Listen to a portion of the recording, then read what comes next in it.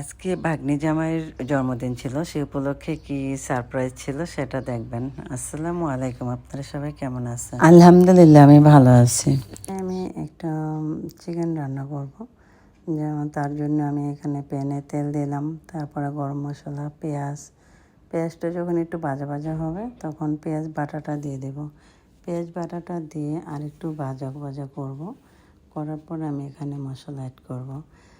যেমন প্রথমে আমি হলুদের গুঁড়া দিলাম, দেওয়ার পরে আমি এখানে আবার মরিচ গুঁড়া দিলাম।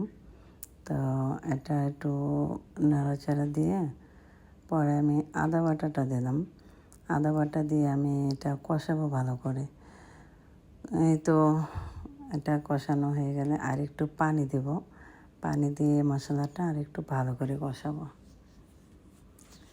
মশলাটা ভালো করে কষানো হলে এখানে আমি চিকেনটা দিয়ে দেব। যেমন আমি মশলাটা এখন 2-3 মিনিট কষাবো। আপনারা আমার চ্যানেলটা সাবস্ক্রাইব করে দেবেন, লাইক কমেন্ট শেয়ার করে দেবেন। এই তো চিকেনগুলো দিয়ে দিচ্ছি। এটা হচ্ছে সোনালী মুরগি। তো চিকেনটা দেওয়ার পরে এটা ভালো করে কষাতে হবে। আমি এখানে খুবই সামান্য রান্না করতেছি। তারপর এই চিকেনটা আমি খুব ভালো করে কষাবো। কষানোর পর এটা আমি একটু ডাইকা দেব। ডাইকা দেওয়ার পরে 4-5 মিনিট এটা ভালো করে একটু কষবে।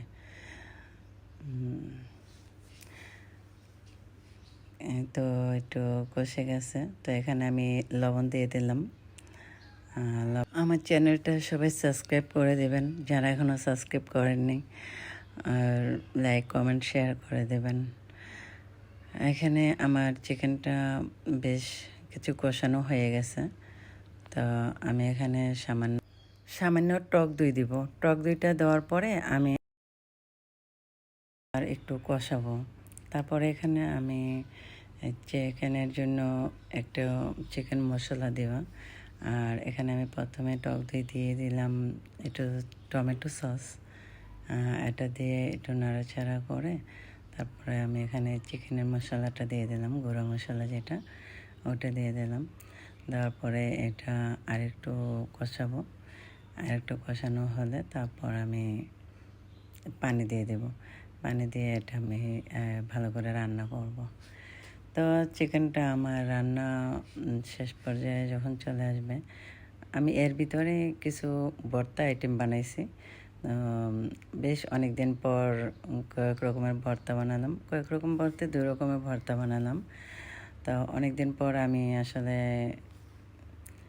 আইটেমগুলো করলাম। তো এই তো আমার চিকেনটা লাস্ট পর্যায়ে চলে আসছে।